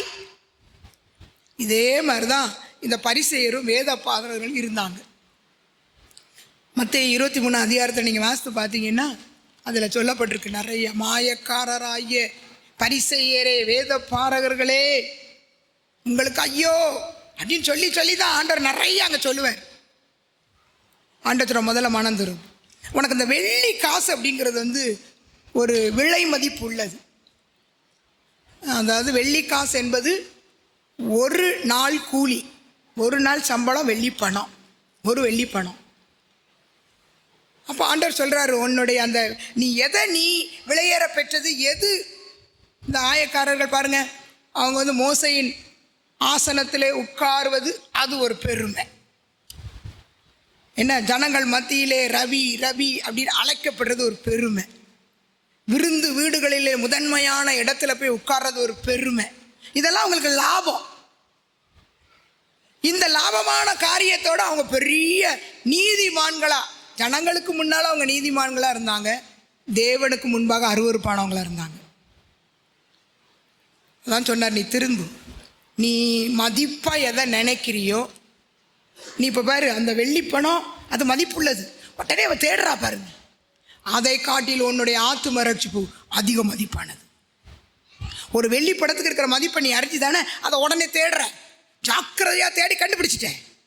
இது மாதிரி உன் ஆத்தும ரட்சிப்பு, உன் ஜீவனை நஷ்டப்படுத்திகிட்டே இருக்கிற பாரு, இதிலிருந்து நீ என்ன செய், மனம் திரும்பு, வெளியே வா, மனம் திரும்பு. அப்போ இந்த மனம் திரும்புதல் நமக்கு தேவை.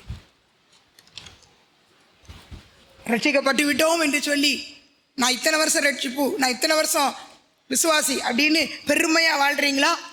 பெருமையாக வாழ்ந்துக்கிட்டு உங்கள் ஆத்மாவை நஷ்டப்படுத்திக்கிட்டு இருந்தா, உங்கள் ஜீவனை நஷ்டப்படுத்திக்கிட்டு இருந்தா ஒரு பயன் இல்லை. ஆத்மா அறிவில்லாது இருப்பது நல்லதல்ல. தேவனை பற்றிய அறிவு, பரலோகத்தை பற்றிய அறிவு, ஆத்மா அந்த அறிவு இருக்கணும். கணம் பொருந்தின மனிதனாக இருந்தும் அறிவில்லாதவன் அழிந்து போகிற மிருகத்துக்கு சமமாக இருக்கிறான். ஆத்தும மீட்பு மிகவும் அருமையானது. ஒருவனும் ஆத்மாவை, தன்னுடைய ஆத்மா அழியாதபடிக்கு அதை காக்க முடியாது என்று சங்கீதத்தில் 22ஆம் சங்கீதத்தில் வாசிக்கிறோம். தேவன்தான் அதற்கு ரட்சிப்பை கொடுக்க வேண்டும். எப்படி அந்த வெள்ளிக்காசை தொலைத்த அந்த ஸ்திரீ, அவளே உடனடியாக விளக்கை பொருத்தி அவள் என்ன செய்கிறா, ஆமாம் உடனே தேடுறா பாருங்க. ஏன்னா வெள்ளிக்காசு ரொம்ப முக்கியமானது, அது விலை மதிப்புள்ளது, உடனே தேடுறா. அது மாதிரி நம்ம ஆத்துமா கெட்டுக்கிட்டு இருக்கா, ஜீவனை நஷ்டப்படுத்திக்கிட்டு இருக்கிறோமா, ஆத்துமாக்கு உரிமையாளர் நம்ம தான்.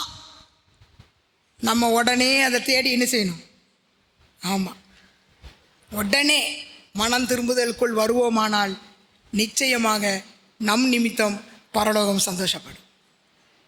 மூன்றாவது உள்ள காரியத்தை சொல்லி நான் முடிக்க விரும்புகிறேன். மூன்றாவது ஓமை. இந்த ஓமை கொஞ்சம் வித்தியாசமானது. முதல் ஓமையில் காணாமல் போன ஆட்டை மேய்ப்பன் தேடி சென்றான். ஏன்னா ஆட்டுக்கு திரும்பி வர தெரியாது.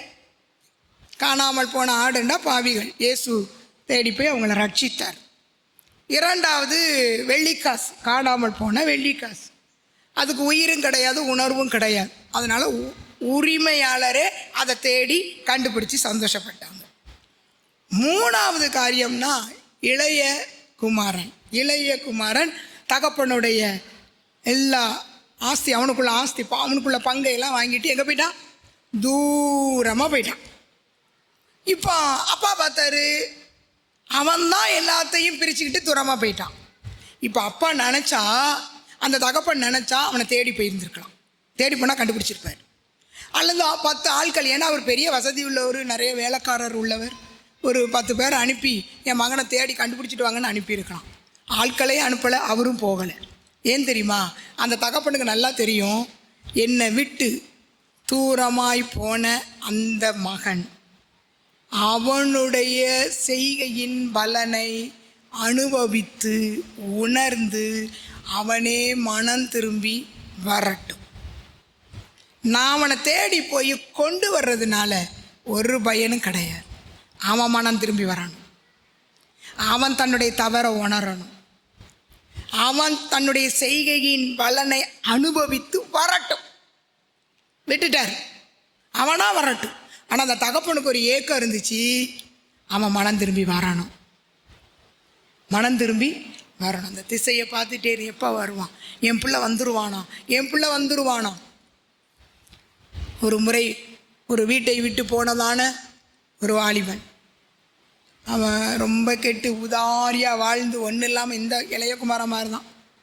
இது உண்மையாக நடந்தது. அவங்க அப்பாட்ட அவன் ஃபோன் பண்ணுறான், அப்பா நான் வீட்டுக்கு வரணும்னு நினைக்கேன், என்னை ஏற்றுக்கிடுவீங்களா, நான் செஞ்செல்லாம் தப்பு தான். அப்பா சொன்னார், வாப்பா நான் உன்னை ஏக்கமாக பார்த்துக்கிட்டே இருக்கேன், இப்போ வருவேன்னு எதிர்பார்த்துக்கிட்டு இருக்கேன், வாப்பா அப்படின்னு. அப்பா அவன் சொன்னான், அப்பா நான் நீங்கள் என்னை ஏற்றுக்கிறீங்க அப்படின்னா அதுக்கு ஒரு அடையாளம் நீங்கள் எனக்கு காட்டணும். என்னப்பா சொல்லு. அவங்க வீடு வந்து ரயில்வே ஸ்டேஷன் பக்கத்தில் இருந்துச்சு. அப்போ அவன் சொன்னான், நம்ம வீட்டில் ஒரு மரம் இருக்குல்லப்பா, அந்த மரத்தில் ஒரு வெள்ளை கொடியை நீங்கள் கட்டி வைக்கணும். நான் அந்த ட்ரெயினில் வருவேன், நான் வரும்போது நம்ம வீட்டு மரத்தில் அந்த வெள்ளை கொடி கெட்டி இருக்கிறத நான் பார்த்தா என்னை நீங்கள் மன்னிச்சிட்டீங்க, என்னை நீங்கள் உங்கள் பிள்ளையாக ஏற்றுக்கிடுவீங்க, அதுதான் அடையாளம்னு நான் அந்த ட்ரெயினில் என்ன செய்வேன், வரும்போது இறங்கிடுவேன். நீங்கள் வெள்ளை கொடியை கெட்டலைன்னா நான் வந்த ட்ரெயினில் திரும்ப போயிடுவேன். ஏன்னா எங்கள் அப்பா என்னை ஏற்றுக்கிடலை, எங்கள் அப்பா என்னை இன்னும் மன்னிக்கலை அப்படின்னு நான் போயிடுவேன் அப்படின்னு அவன் கேட்டுக்கிட்டான்.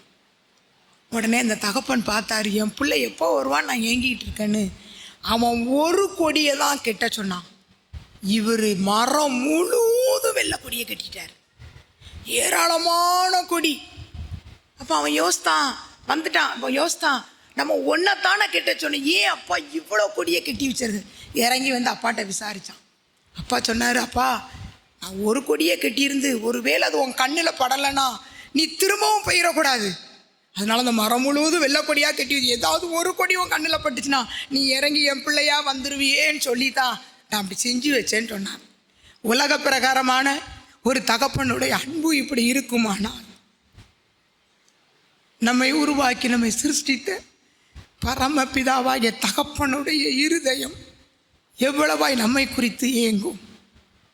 அவர் எதிர்பார்க்கிறது என்னவென்றால், நம்மெல்லாம் மனுஷர்கள் தான், ஏதோ சிறு சிறு தவறுகள், குறைகள், குற்றங்கள், மீறுதல்கள் இருக்கத்தான் செய்யும். ஆனால் கர்த்தர் சொல்றார், என்னிடத்தில் திரும்பி வா, என்னிடத்தில் மனம் திரும்பி வா, உனக்கு நான் இரக்கம் செய்வேன். எப்ராஹிமை பார்த்து கர்த்தர் சொல்றாரு, அவன் எனக்கு பிரியமான பிள்ளை, அவன் எனக்கு அருமையான குமாரன். ஏன் தெரியுமா? எப்ராஹிம் கர்த்தருடைய கட்டளையை மீறின பின்பு அவன் தண்டனைக்கு ஒப்பு கொடுக்கப்பட்டான். அவன் தண்டனை அனுபவிக்கும் போது மார்பிலை அடித்து கொண்டான். நான் செய்த தவறு, என் பிதாவுக்கு என் தேவனுக்கு விரோதமாக நான் பாவம் செய்துவிட்டேன் என்று சொல்லி அவன் மார்பில் அடித்து கொண்டான். கர்த்தர் அதை பார்த்தார். அவர் சொல்றாரு, உன் நிமித்தம், உன்னுடைய மனம் திரும்புதலின் நிமித்தம் என் இருதயம் கொதிக்கிறது. எப்ராஹிமே பயப்படாத, நான் உனக்கு இறங்குவேன், நான் உனக்கு இறங்குவேன். நம்ம ஆராதிக்கிற கர்த்தர் இரக்கம் உள்ளவர். இங்க பாத்தீங்களா, அவன் தூரமா போயிட்டான். பார்த்தீங்களா, அந்த ஒரு வார்த்தையில சில காரியங்கள் உங்களுக்கு நான் சொல்ல விரும்புகிறேன். அவன் தூரமா போயிட்டான். நம்ம இன்னைக்கு எப்படி வாழ்கிறோம்?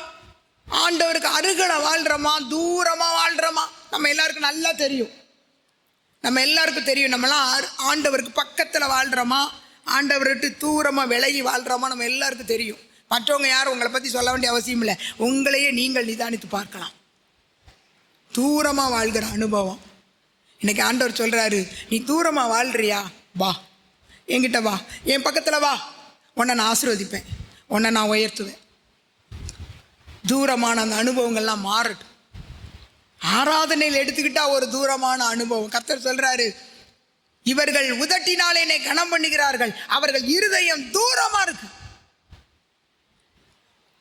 முழு இருதயத்தோட உண்மையா ஆராதிக்கிறோமா? கொஞ்ச நேரத்துக்கு முன்னாடி ஆண்டவர் ஆராதிச்சோம்ல, நான் 2 ஆராதனையிலையும் சொன்னேன், மற்ற பாடல்கள் அவரை புகழ்ந்து பாடுகிறதாக இருக்கட்டும், ஒரு அர்ப்பணிப்பு பாட்டு பாடணும். பார்த்தீங்களா, என்னை தருகிறேன் உன் கரத்தில். இருதயத்திலிருந்து பாடுனீங்களா, உதட்டில் பாடுனீங்களா? கர்த்தருக்கு தெரியும். இவர்கள் உதட்டினால் கனம் பண்ணுகிறார்கள், இருதயம் தூரமா இருக்கு. அவருக்கு அவர் கண்டுபிடிச்சிருவாரு, எங்களுக்கு கண்டுபிடிக்க தெரியாது. நீங்க எல்லாரும் வாயை திறந்து ஆன் தான் பாடுவீங்க. நல்லா பாடுறாங்களே, அர்ப்பணிச்சு இல்லை அப்படியே ஒப்பு கொடுத்து அப்படி நாங்கள் நினைப்போம். கர்த்தருக்கு தெரியும், நீங்க உதட்டில் பாடுறீங்களா, இருதயத்தில் பாடுறீங்களா, கர்த்தர் தெரியும். ஆண்டவர் சொல்றாரு, உதட்டில் கனம் பண்ணுறாங்க, இருதயம் தூரமாக இருக்கு. அப்படிப்பட்ட அனுபவத்தில் உள்ளவங்களெல்லாம் கர்த்தர் சொல்றாரு, வா என் பக்கத்தில் வா, ஆவியோடும் உண்மையோடும் இருதயத்தில் என்னை பாடி கீர்த்தனம் பண்ணு, உன்னை நான் ஆசீர்வதிப்பேன். இன்னும் பார்த்தீங்கன்னா பேதுரு இயேசுவை தூரத்தில் பின்பற்றினானாம். ஏன்? பயம். இயேசுவை இப்போ சிலுவையில் அடிக்க போகிறாங்க. இயேசுவை ஏற்கனவே அடித்து துன்பப்படுத்தி அவரை கொடூரமாக்கி வச்சிருக்கிறாங்க. பேதுரு அதை பார்க்குறாரு. இயேசுவை விட்டு தூரமாக கூடவே இருந்தவர் இப்போ சொல்கிறாரு தூரத்தில். இப்போ பார்க்கணும், தூரத்தில் பின்பற்றினார். ஏன்? பயம். நம்ம உயிர் போயிருமோ, நம்மளை அடிச்சிடுவாங்களோ, பயம்.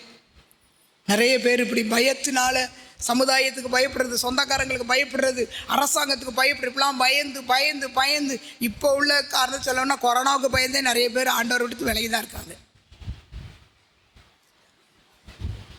பயம், மரண பயம், வியாதியை குறித்த பயம், தூரத்தில் பின்பற்றுற அந்த அனுபவம். கர்த்தர் சொல்றார், வா என் அருகில வா, உன்னை நான் ஆசீர்வதிப்பேன், உன்னை நான் பாதுகாப்பேன்.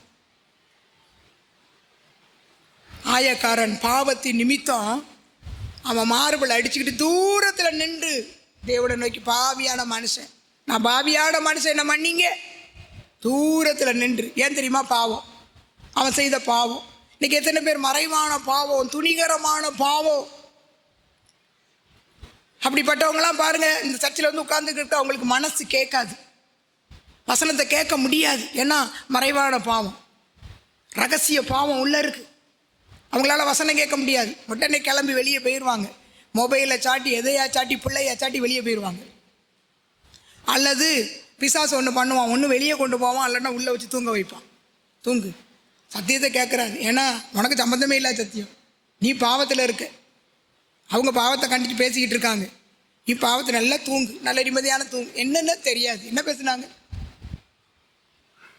தூரத்தில் இருக்கிற அனுபவம். ரகசிய பாவம் நமக்குள்ளே இருந்தால் நம்ம தேவனை விட்டு தூரமாக தான் விலகி வாழ முடியும். இயேசு சொல்கிறாரு, பொல்லாங்கு செய்கிற எல்லாரும், பொல்லாங்கு செய்கிற எவனும் அவனுடைய கிரியை கண்டிக்கப்படாதபடிக்கு என்னிடத்தில் வரமாட்டான். பொல்லாங்கு செய்கிறவங்க, பாவம் செய்கிறவங்க, ரகசிய பாவம், துணிகரமான பாவம், மறைவான பாவம் செய்கிறவங்க ஆலயத்தில் வந்து உட்கார முடியாது. ஏன்னா அவங்க பாவம் கண்டிக்கப்படும், அவங்க பாவம் கண்டுபிடிக்கப்படும், வெளியே தான் நிற்பாங்க. அப்போ இந்த தூர அனுபவம், பாவத்தோடு நம்ம கர்த்தரை சேவிக்க நினச்சோம்னா அவருக்கும் நமக்கு தூரம். இன்னும் பரலோகத்துக்கு சம்பந்தம் இல்லாத நிலையில் சிலர் வாழுவாங்க. தூரத்தில் ஆபிரகாமையும் அவர் மடியில் லாசருவையும் கண்டு, யார்? பாதாளத்தில் இருக்கிற ஐஸ்வர்யவான். தூரத்தில், பரலோகம் தூரமாக தெரியும் அவங்களுக்கு. பரலோகத்தை குறித்த நம்பிக்கை இல்லை, பரலோகத்தை குறித்த அந்த எதிர்பார்ப்பு இல்லை. ஒரு தூர அனுபவம், சம்பந்தம் இல்லாதவங்களாக வாழுவாங்க, உலகத்துக்குரியவங்களாக வாழுவாங்க. இப்படிப்பட்டவர்களை எல்லாம் இயேசு சொல்கிறார், வா, வாங்க வாங்க, என் பக்கத்தில் வாங்க, என் அருகில வாங்க. தூர அனுபவம்லாம் மாறட்டும். பாவத்துக்கும், பாவத்தில் வாழ்கிறதுக்கும், தேவனுடைய பிள்ளைகளாய் வாழ்கிறதுக்கும் நிறைய வேறுபாடு உண்டு தெரியுமா? இந்த அதிகாரத்தில் நம்ம கண்டுபிடிச்சிக்கலாம்.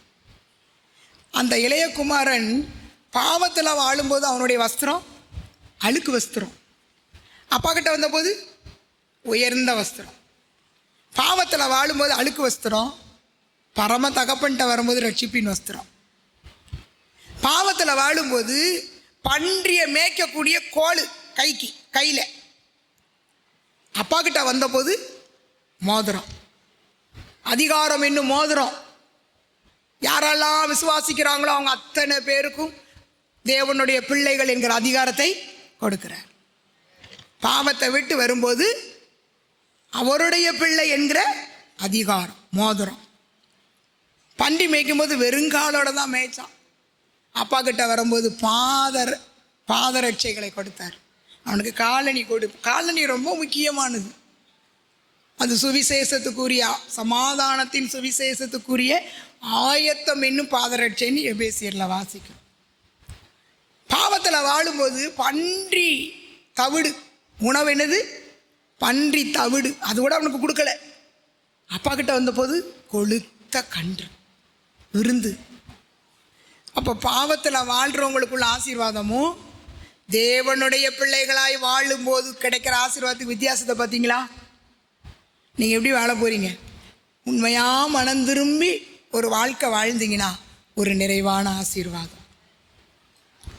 ஏதோ பாவத்தோடு ஏதோ ஏதோ அப்படின்னு தூரத்தில் இயேசுவை பின்பற்றினீங்கன்னா, தூரமாக நின்று இயேசுவை சேவிச்சிங்கன்னா, தூரமாக நின்று ஆராதிச்சிங்கன்னா ஆசீர்வாதங்கள் குறைவு. நம்ம எல்லாம் உண்மையாக மனம் திரும்பி அவருடைய பிள்ளைகளாய் வாழணும்னு தேவன் விரும்புகிறார். கடைசியாக ஒரே ஒரு கதையை சொல்லி நான் முடிச்சிடுறேன். ஒரு நடிகன், அவர் நல்ல வேஷங்களை மாற்றி மாற்றி நல்லா நடிக்கிறவர், பல குரலில் பேசுகிறவர். அந்த நடிகன் இந்தியாவிலிருந்து அமெரிக்காவில் ஒரு நாடகத்தில் நடிக்கும்படியாக அழைப்பு பெற்றார். அங்கே போய் நல்லா நடித்தார். நிறையா பணங்களை கொடுத்தாங்க, கிஃப்ட் கொடுத்தாங்க. அதையெல்லாம் அவர் பெற்றுக்கொண்டு இந்தியாவுக்கு திரும்பினார். அவர் வர்ற வழியில் லண்டனில் ஒரு ஃப்ளைட்டு மாறும்படியாக லண்டன் வழியாக ஃப்ளைட் வந்துச்சு. இப்போ லண்டனில் அவர் ஏர்போர்ட்டில் இருக்கார். 6 மணி நேரத்துக்கு அப்புறம் தான் மறு ஃப்ளைட் வரும், இந்தியாவுக்குள்ள ஃப்ளைட்டு. இந்த நடிகன் அப்படி 6 மணி நேரம் இருக்கேன்னு அப்படியே சுற்றி வராரு ஏர்போர்ட்டை. வரும்போது அங்கே ஒரு இடத்துல ஒரு கம்ப்யூட்டர் படம் வரைஞ்சி உங்களுடைய வாழ்க்கை சரித்திரத்தை இது சொல்லும் என்று போட்டிருந்துச்சு. உடனே இந்த நடிகன் பார்த்தா, என்னது நம்ம வாழ்க்கை சரித்திரத்தை சொல்லுமா அப்படின்னு பக்கத்தில் போனான். அதில் 10 பணம் போடணும், போட்டால் தான் அது சொல்லும். உடனே இவர் $10 அதை போட்டார். போட்டுட்டு கம்ப்யூட்டர் முன்னால் நின்னார். அது சொல்லிச்சு, உன் பேர் ராமசாமி, உன் வயசு 55, நீ உன்னுடைய அம்மா பேர் இது, உன் கூட பிறந்தவங்க எத்தனை பேர், நீ ஒரு நடிகர், அப்படி எல்லாத்தையும் சொல்லிச்சு. இவருக்கு ஒரே சந்தோஷம், என்னடா இது இப்படி நம்மளை பற்றி இவ்வளோ. ஆனாலும் இந்த கம்ப்யூட்டர் நம்ம ஏமாற்றி காட்டணும் அப்படின்னு சொல்லிட்டு இப்போ போய் என்ன செஞ்சார், ஒரு 80 வயசு கிழமை மாதிரி, அவர் தான் நடிகன் ஆச்சுல, வேஷம் தரித்து அவர் திரும்ப கம்ப்யூட்டர் முன்னால் நின்னார். $10 போட்டார். உடனே கம்ப்யூட்டர் சொல்லிச்சு, நீ அதே ராமசாமி தான், உனக்கு வயசு 55 தான், இப்போ நீ 80 வயசு கிழமை மாதிரி நீ வேஷம் போட்டுட்டு வந்திருக்க அப்படின்னு சொல்லிச்சு. இருந்தாலும் இவருக்கு இன்னும் இதை ஏமாற்றணும் அப்படின்ட்டு போய் என்ன பண்ணார், நல்லா ஒரு 30 வயசு இளம் பெண் மாதிரி நல்லா வேஷம் போட்டு அழகாக அப்படி ஷோல்டரில் ஒரு பேக் போட்டு அப்படி ஆடிக்கிட்டு கம்ப்யூட்டர் மேலே நின்னார். கம்ப்யூட்டர் பார்த்துச்சு, அதே ராமசாமி தான், உனக்கு வயசு 55 தான் அப்படின்னு சொல்லிச்சு. சொல்லிவிட்டு இன்னொரு காரியம் சொல்லிச்சு, நீ இத்தனை வேஷங்களையெல்லாம் மாற்றிக்கிட்டே இருந்த பற்றியா, அப்போ உனக்குள்ள ஃப்ளைட்டு போயிட்டு, நீ வேஷத்தை மாற்றிக்கிட்டே இருக்கும்போது உனக்குள்ள ஃப்ளைட்டு போயிட்டு, இனிமேல் 2 நாள் கழிச்சு தான் இந்தியாவுக்கு இந்த பக்கத்தில் ஃப்ளைட்டே வரும். அவருக்கு ஒரு மாதிரி ஆயிட்டு. யாருக்கு? நாடக நடிகனுக்கு. வேஷத்தை மாற்றிக்கிட்டே இருக்கும்போது உனக்குரிய ஃப்ளைட்டு போயிட்டு. இது எதை தெரியுமா நமக்கு உணர்த்துது? இந்த உலகத்தில் நம்ம வாழும்போது நம்ம வேஷத்தை அப்போ மாற்றுறோம் பாருங்கள். நீதிமான்களாக, பரிசுத்தவான்களாக. வேஷம் உண்மையாக மனம் திரும்புதல் இல்லை, வேஷம். பரிசுத்தவான் மாதிரி வேஷம், நீதிமான் மாதிரி வேஷம். இப்படி நம்ம வேஷத்தை, சபைக்குள்ள வந்தால் பரிசுத்தவான், வெளியே போனால் சபைக்குள்ள வந்தால் நீதிமான், வெளியே போனால் வேஷம் மாறுது பாருங்க. உண்மையான மனம் திரும்புதல் இல்லாட்டினா இந்த வேஷம் மாறிக்கிட்டே இருக்கும்.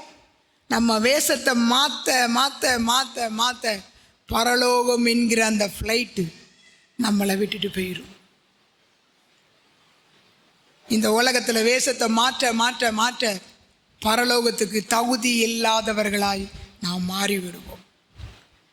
இதை இன்றைக்கு நீங்கள் எல்லாரும் உணர்ந்துட்டு உண்மையாக மனம் திரும்பி தூரம் நிற்கிற அனுபவத்தை எல்லாம் மாற்றி கர்த்தரிடத்தில் வருவோம்.